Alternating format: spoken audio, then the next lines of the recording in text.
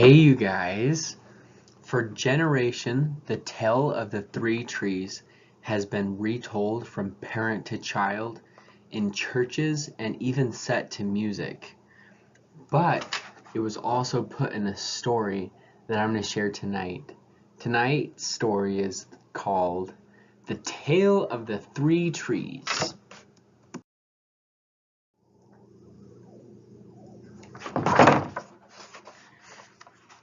Once upon a high mountaintop, three trees stood and dreamed of what they would become when they grew up.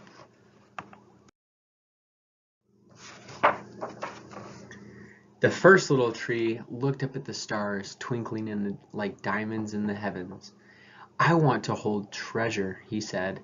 "I want to be covered with gold and filled with precious stones. I will be the most beautiful treasure chest in the world." The second little tree looked out at the small stream trickling by on its way to the ocean. "I want to be a strong sailing boat," he said. "I want to travel mighty waters and carry powerful kings. I will be the strongest ship in the entire world." The third tree looked down into the valley below, where busy men and busy women worked in a busy town. "I don't want to leave this mountaintop at all," she said. "I want to grow so tall that when people stop to look at me, they will raise their eyes to the heaven and think of God. I will be the tallest tree in the world." Years passed. The rains came, the sun shone, and the little trees grew so tall. One day, three woodcutters climbed the mountain. The first woodcutter looked at the first tree and said, "This tree is beautiful. It's perfect for me." With a swoop of his shining axe, the first tree fell. "Now I shall be made into a beautiful chest," thought the first tree. "I shall hold wonderful treasure." The second woodcutter looked at the second tree and said, "This tree is strong. It's perfect for me." With a swoop of his shining axe, the second tree fell. "Now I shall sail mighty waters," thought the second tree. "I shall be a strong ship fit for the finest kings in the world." The third tree felt her heart sink when the last woodcutter looked at her way. She stood straight and tall, pointing bravely to heaven. But the woodcutter never even looked up. "Any kind of tree will do for me," he muttered. With a swoop of his shining axe, the third tree fell.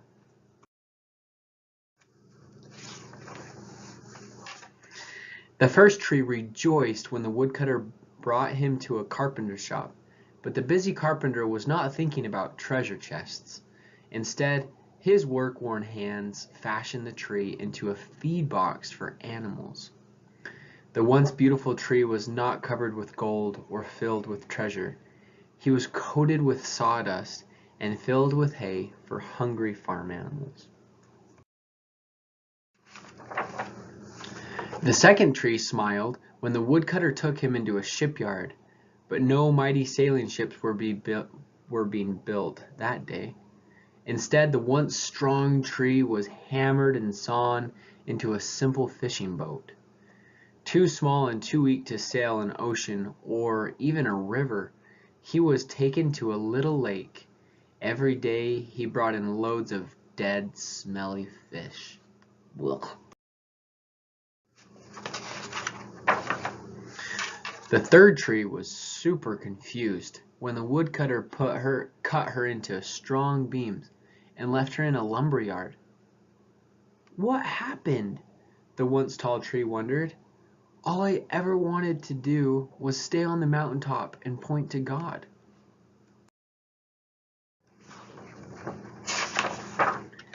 Many, many days and nights passed. The three trees nearly forgot their dreams. But one night, golden starlight poured over the first tree as a young woman placed her newborn baby in the feed box. "I wish I could make a cradle for him," her husband whispered. The mother squeezed his hand and smiled as the starlight shone on the smooth and sturdy wood. "This manger is beautiful and perfect," she said. And suddenly, the first tree knew he was holding the greatest treasure in the world. One evening, a tired traveler and his friends crowded into the old fishing boat. The traveler fell asleep as the second tree quietly sailed out into the lake. Soon a thundering and thrashing storm arose. The little tree shuddered. He knew he did not have the strength to carry so many passengers safely through the wind and the rain. The tired man awakened. He stood up, stretched forth his hand, and said, "Peace." The storm stopped as quickly as it had begun, and suddenly the second tree knew he was carrying the King of heaven and earth. One Friday morning, the third tree was startled when her beams were yanked from the forgotten woodpile. She flinched as she was carried through an angry, jeering crowd. She shuddered when soldiers nailed a man's hands to her. She felt ugly and harsh and cruel.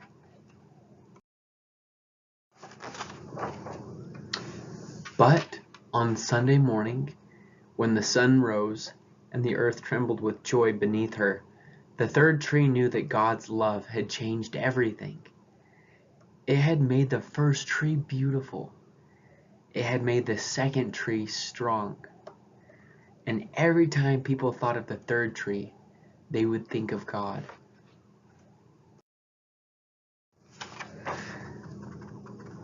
That was better than being the tallest tree in the world. I hope you guys enjoyed the book, and I hope you guys have an awesome night. I love you all so much. Bye.